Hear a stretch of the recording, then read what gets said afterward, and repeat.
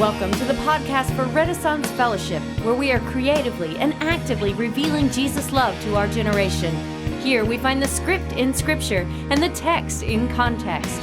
Follow us at redandfellowship.com or join us live Sunday nights at 6 p.m. in Sunrise, Florida, or online via Periscope.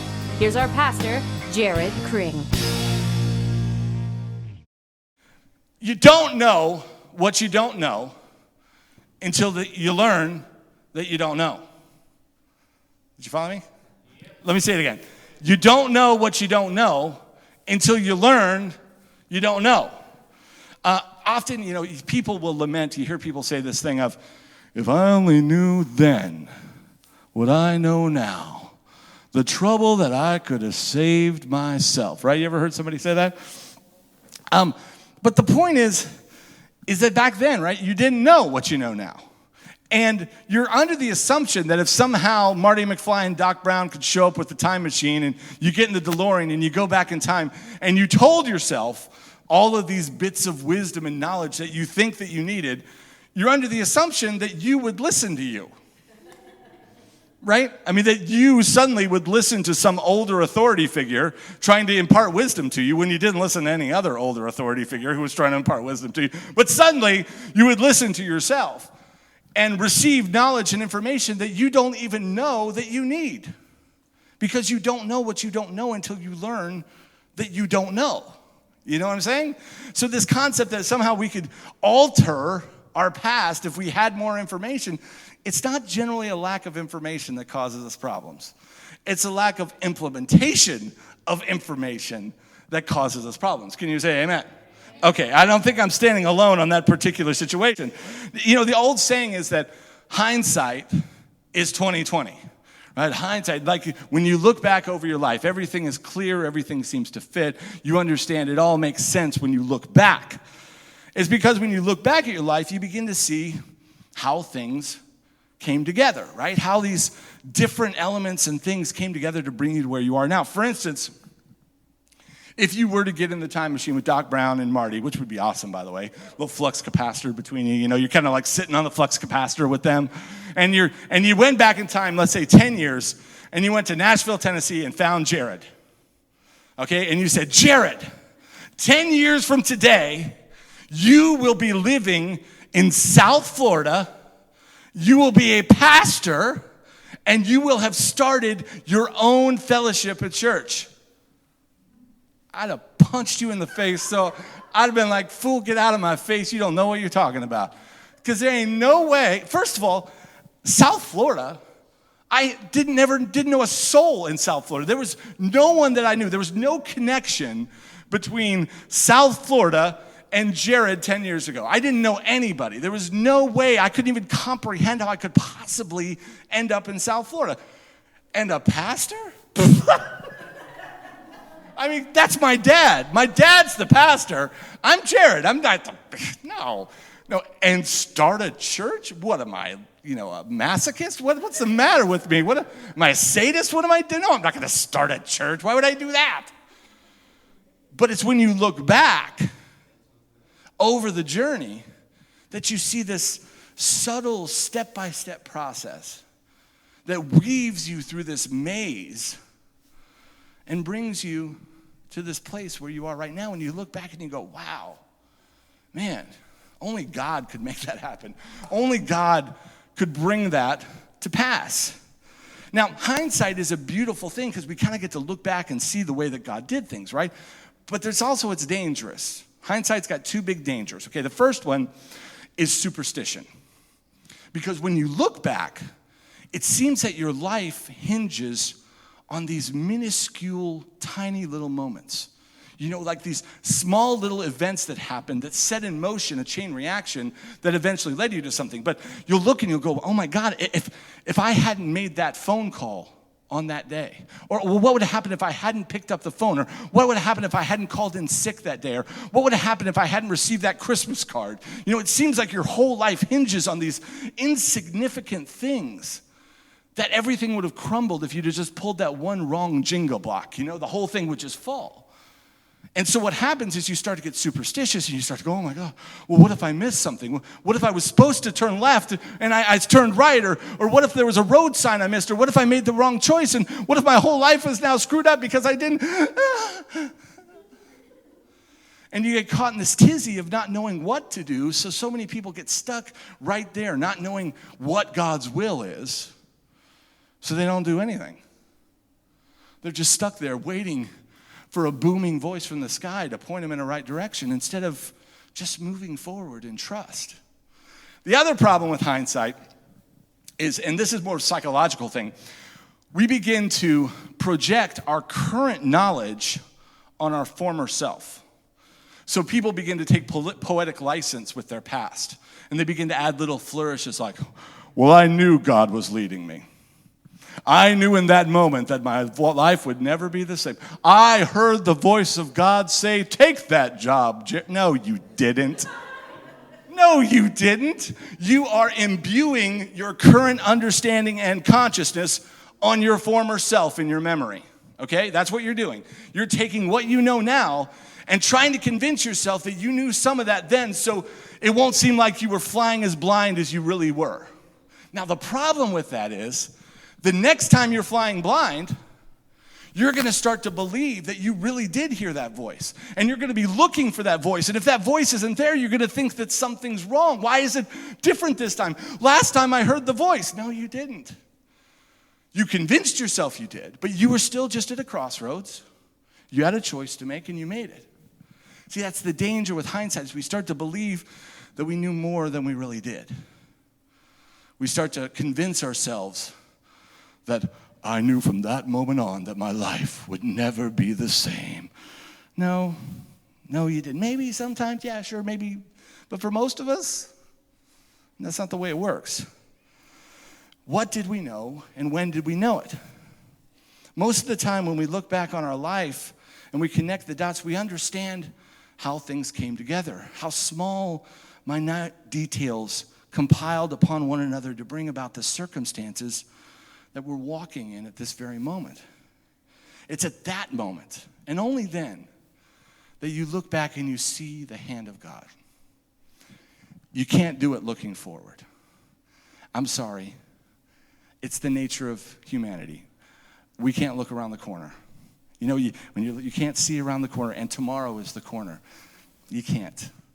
You kind of have to just keep walking and going. But when you look back, you see, wow, amazing what God did with this mess that I made, with this crazy bunch of decisions and people. Look at what he did.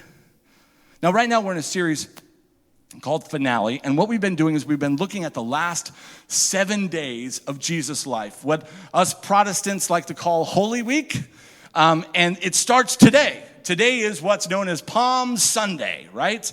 Now, we did Palm Sunday like 5 weeks ago, so we're not going to talk about Palm Sunday today. We're way past that.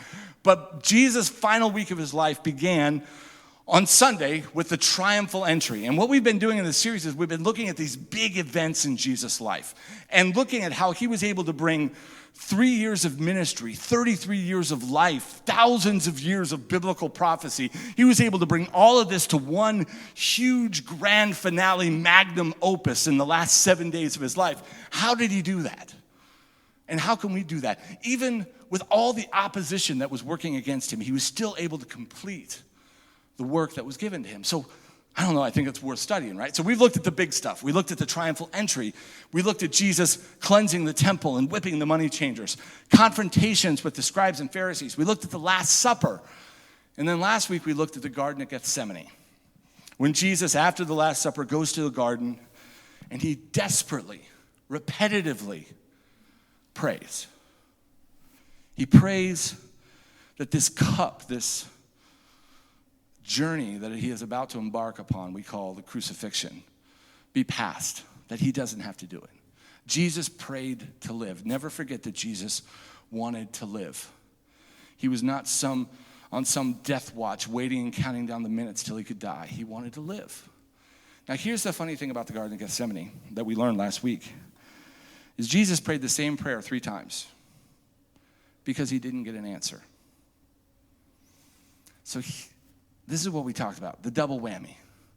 What happens when the heavens go silent and your friends go to sleep? What happens when you're praying and you're not getting any response? And your friends who are supposed to be watching and there with you have just kind of gone to sleep at the wheel. It's not malicious. They're not hating on you. They're not terrible people. They're not there. And we learned last week that don't confuse God's silence with God's absence. Just because he's silent doesn't mean he's not there. There's times in our life as human beings when we have choices to make. God gave us free will and we have a choice to make.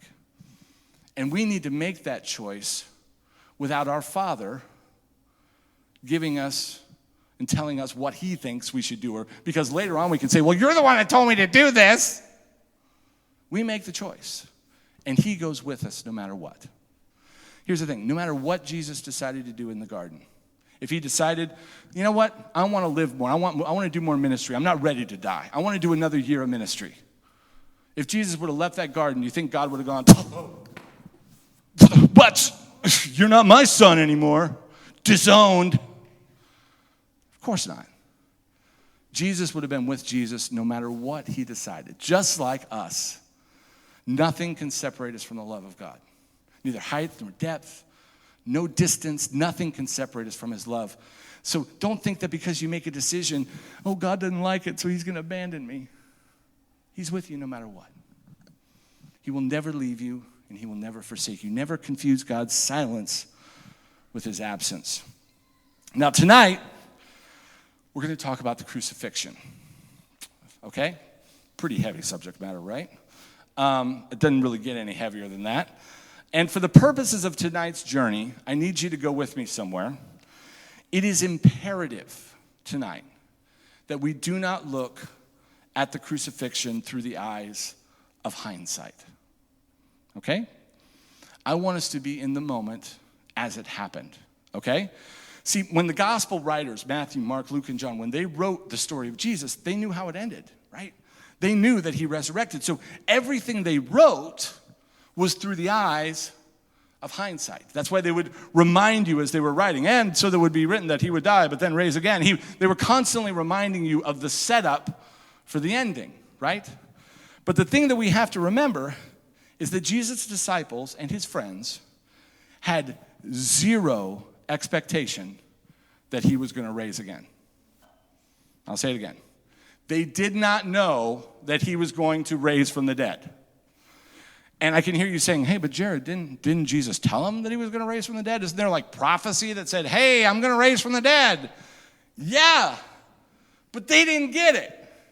They didn't understand what was going to happen. They either thought it was a parable, or maybe they just weren't listening, or we don't know what it is they thought, but we know that they had no expectation, because when they were told that Jesus raised from the dead, nobody believed it. They had to go see for themselves. And when Mary and Jesus' mother and Mary Magdalene went to the tomb on Sunday morning, they didn't go with like party hats and balloons and a big banner saying, welcome home. No, they were there with ointment and spices to anoint his body for burial. Everybody thought it was over. And I'm not like talking Marvel movie over, where like looks like Iron Man's about to die, but it's real dramatic, but in your mind you're going, Iron Man's not going to die. Because they're going to make Iron Man 3. I mean, they're not going to kill Iron Man. I mean, you know that they're not really going to kill the hero because they have a sequel to make. But no, when Mary, the mother of Jesus, was sitting and watching her son be innocently murdered by Romans, she wasn't sitting there going, well, honey, just get through it. Sunday's coming. No. When John was watching his best friend and his master bleed and die, he wasn't going, whoa, this sucks, but at least I'll see him again on Sunday. When Mary Magdalene was watching and hearing his gasps and his last breath, she wasn't going, boy, this is really bad, but I know I'm going to see him again. As far as they were concerned, this was it. It was over. This was the violent, unexpected end to the lifetimes and ministry of Jesus of Nazareth. And you have to put yourself in that place. for you to really understand the power of the resurrection, the power of the moment of what was going on, you need to understand that they were playing with real money. This wasn't like poker night at Jerrod's house, where we were playing with just chips. This was real life, real blood, real death that was on the line. And as far as they were concerned, this was it. And they didn't understand. John, the disciple, in his gospel, he admits as much. In John the 12th chapter, verse 16, he says, "These things his disciples did not understand at the first. But when Jesus was glorified," in other words, after the resurrection, "then they remembered that these things were written of him and that they had done these things to him." They didn't know what they didn't know until they learned they didn't know, right? Now, in order for us to really grasp and understand the gravitas, this moment of what is going on in this crucifixion, we have to understand that everyone thought this was the end. Now, how did Jesus handle himself in this situation? That's what I want to know. I want to know how Jesus handled the trauma of this, because that's what we need to know when we're going through difficult seasons, a difficult time, persecution in our families or in our work or in different places. How do we handle ourselves in those moments? That's what we need to know. We have to learn how to carry ourselves and handle those difficult times in faith and hope that God can take this ugliness and turn it into something beautiful. Now, I tell you the truth, I was reading all 4 Gospels of the crucifixion this week, and I could spend all night or 3 months worth of sermons talking about all of the details of the crucifixion. There's too much for us to bite off in one night. So what we're going to look at tonight is 2 very small interactions that Jesus had with people, okay? And I want us to focus on those and see if we can get something out of it. Sound good? Okay, we're going to be in Luke, the 23rd chapter. Now, I'm going with Luke's gospel because I really like Luke. Any of you who know me know I like Luke because Luke was a doctor, and he's very clinical, a lot of detail, a lot of unusual and special details that are in his gospel that are not in the other gospels. And his gospel was specifically aimed at people who were not Jewish, at Gentiles. In other words, most of us in this room. His gospel was designed to kind of communicate to us. So we're going to look at Luke. And it's Luke 23, verse 26. And it says, and then they led him away, and they seized, him being Jesus, and they led Jesus away, and they seized a man, Simon of Cyrene, coming in from the country. They placed on him the cross to carry behind Jesus. Stop right there. Now, can we talk for a minute about Simon the Cyrene? Is that all right? Okay, put yourself in Simon's shoes. Simon's just coming into Jerusalem, dude. He's just chilling, walking into the city, and he happens onto this scene of them marching these 3 criminals, quote, quote, to their death, okay? Now, Jesus is in such bad shape physically that he cannot carry his cross. So Simon is conscripted into service and told to carry this cross to the mountain, okay? Now, this is the first thing that I want us to learn tonight in this story, and that is that it is our burdens that shape us, okay? It is our burdens that shape us. Nobody likes burdens, okay? Burdens suck. They're terrible. I mean, they're heavy, they're inconvenient, they prevent us from doing things that we want to do. Nobody likes burdens, right? But the truth of human life is that it is our burdens that we carry that direct our path. I mean, it's kind of like the psychological experiment. You put a monkey in a cage, and there's a button that gives a cookie, right? So the monkey punches the button, he gets a cookie, right? Well, the monkey keeps punching that button as long as he gets a cookie, right? That's what success is in life. Success doesn't teach us anything but to repeat what we did before. Hey, that worked. Let's keep doing it. Get another cookie. Cookie. Cookie. Now, that goes on until the monkey punches the button and he doesn't get a cookie. Then what does the monkey do? The monkey goes and tries to find another button. That's us. As long as what we're doing works, we keep doing it.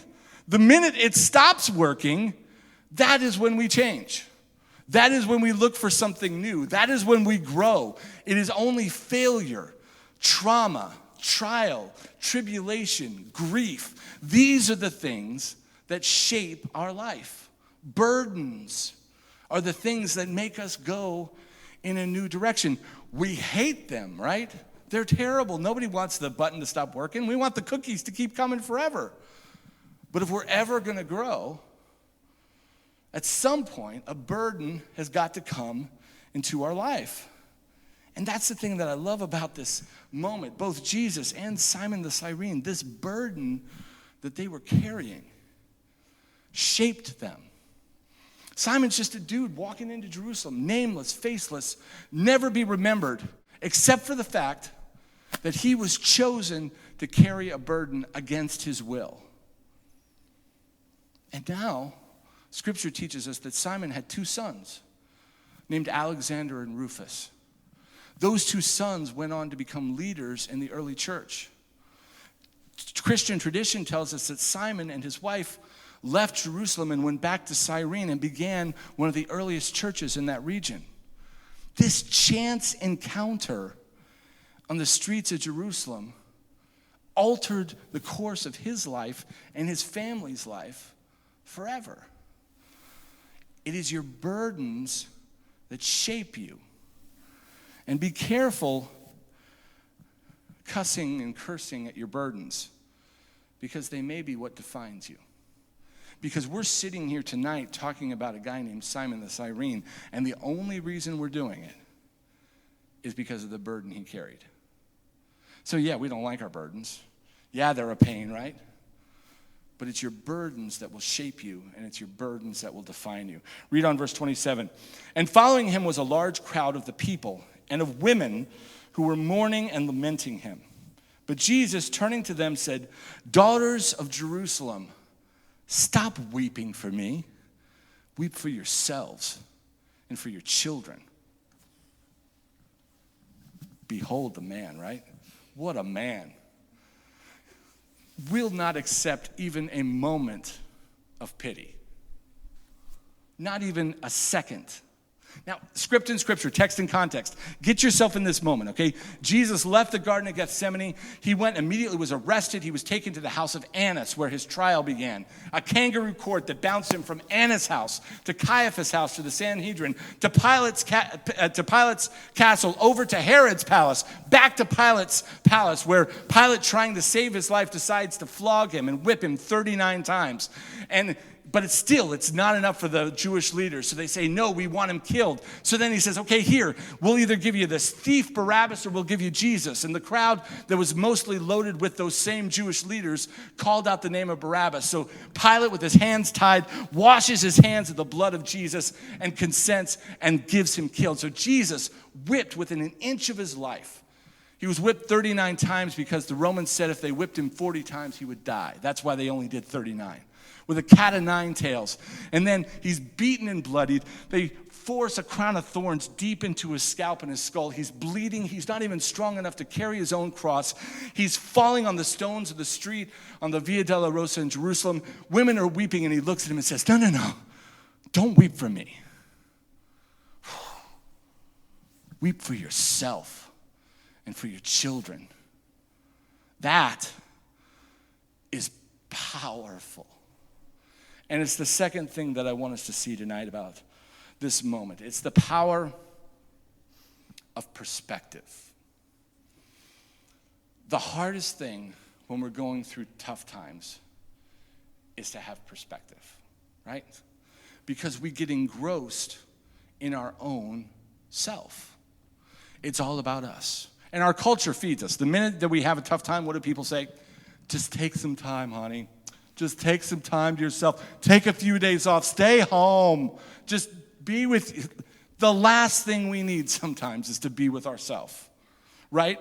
There ain't no answers in here, because if there were, I would have already solved the problem, right? But we force people to take time with themselves, and lots of times we just end up digging ourselves into a deeper hole of depression. Perspective. It's like when you have a cold. Who's had a really bad cold recently, right? And have Have you ever sat when you have the cold and tried to remember what it was like to breathe normally? Like, just tried to imagine, like, what did it even feel like to be able to breathe through my nose? Like, what did it feel like to be able to take a deep breath and not hack a lung up, you know? What did it feel like to wake up in the morning and not just want to crawl back in a tomb and die? Like, what did that, you can't remember what feeling good feels like when you're feeling bad. And that's the same way it is when we go through dark times. We convince ourselves that this is just the way it is. That hopelessness is the way of our life, that because we can't remember what joy feels like. It's like in the wintertime. You guys don't know about that. But in the wintertime, trust me, when it's cold and you try to remember what the summer feels like, and you can't even imagine what it would feel like to feel the warmth of the sun on your face, because we get so caught up in the moment that we lose perspective. And Jesus here in this moment refuses to get caught up in his moment and forget the bigger picture of what's going on around him. It's the power of perspective. Now let's skip forward. We're going to go to down to verse 39, okay? And it says that one of the criminals who were hanging there was hurling abuse at him. Really? And don't you have anything better to do than be hurling abuse at people who are dying next to you? I mean, what a jerk. I mean, just what a jerk. He's hurling abuse, saying, "Are you not the Christ? Save yourself and us." But the other answered, rebuking, and said, "Do you not even fear God, since you're under the same sentence of condemnation? And we indeed are suffering justly, for we are receiving what we deserve in our deeds. But this man has done nothing wrong." And he was saying, "Jesus, remember me when you come into your kingdom." And Jesus said to him, "Truly I say to you, today you shall be with me in paradise." You know, nobody would blame Jesus if he was too into his own moment to notice what was going on around him, right? I mean, nobody would be like, you know, Jesus, why didn't you notice the thief? I mean, if you were just there and like, man, can you just shut up and leave me alone? I'm dying here. You know, I got a case of the Mondays going on here. I didn't get my coffee this morning. You know, I mean, leave me alone. Nobody would blame Jesus for that, right? Nobody would blame him for being into his moment and his pain. But the thing that Jesus shows us here is one of the things we can do when we're in dire circumstances is to find purpose in the situation. Don't wait for purpose. Find it. Seek it out. Create purpose in your situation. Find a way for there to be positive and energy and light and hope in what's going on with you. Because like I said, so our culture tells us to go hide up in your room, get away from people, don't have anything to do with them. You know, you need some you time. No. It does us such good when we're going through a difficult time to get out of ourselves and do something for someone else. It's empowering. Can you imagine Jesus and in this moment on the cross, the good that it did his soul, that even then when he's at his weakest and it seems like he's being defeated and he's dying, even in that moment, he could still save the soul of the man next to him. Even in that moment, at his weakest, he could say, "Father, forgive them, for they know not what they do." That he could take the power and the control back by giving hope and love to someone else. There is always someone else that you can sow love into. I don't care how bad your circumstances are. I don't care how tough a week you had. I don't care how persecuted you feel. If you want to be proactive about your situation, stop focusing on what's happening to you and look around you and see if you can sow some love and some hope into someone around you. It is empowering. Because you got to know that Jesus was human. And in this moment, his greatest fear was that it was for nothing. That he was going to go through all of this and maybe he'd be forgotten. That his disciples would go to sleep again and they wouldn't be able to fulfill the task that was granted. That everything he said and all the work he did would be forgotten.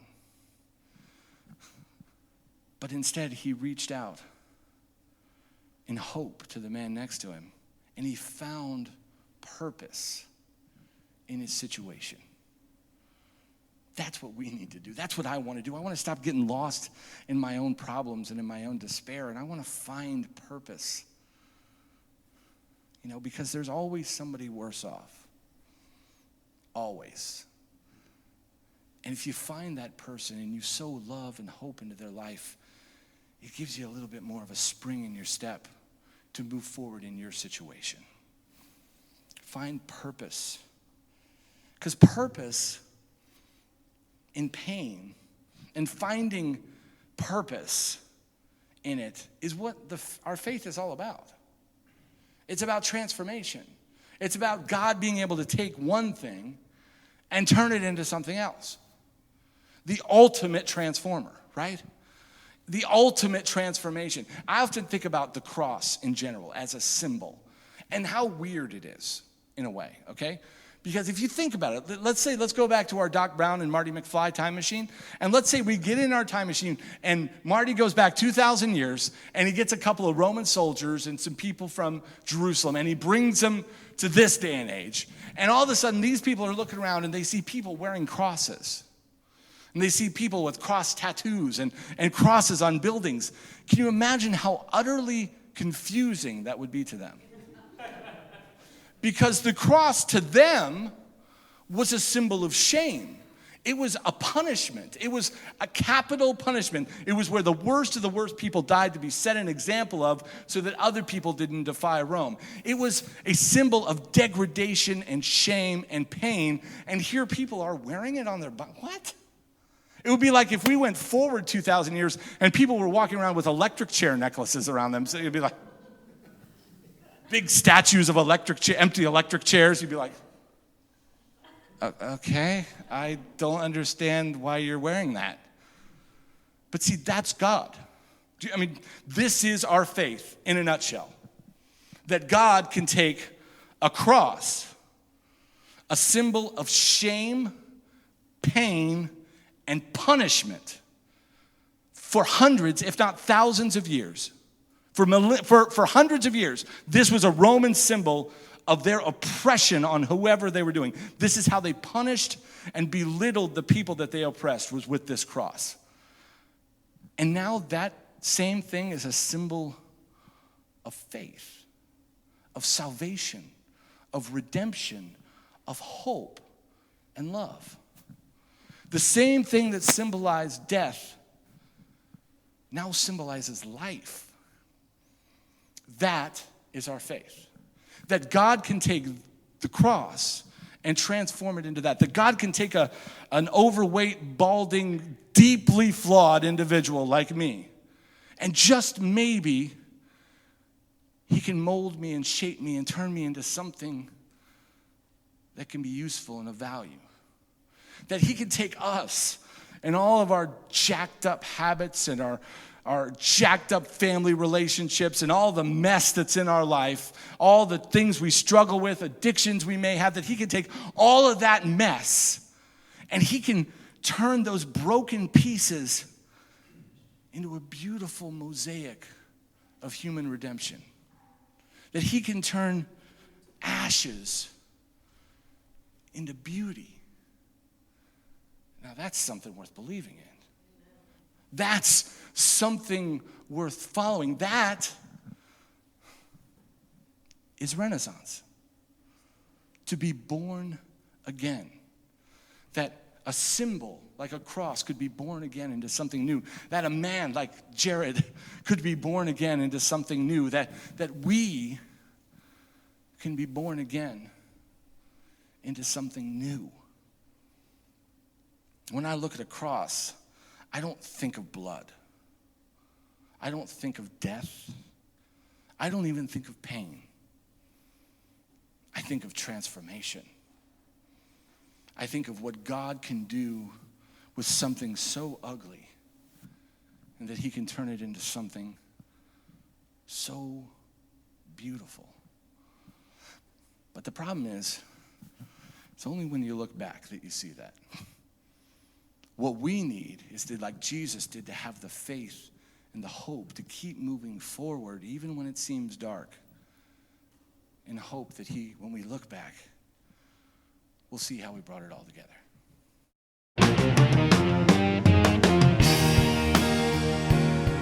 We hope you enjoyed our podcast. We invite you to subscribe and spread the word on your favorite social media and follow us at REN Fellowship, or keep up with us at renfellowship.com. Tune in next time as we continue to share the gospel according to common sense.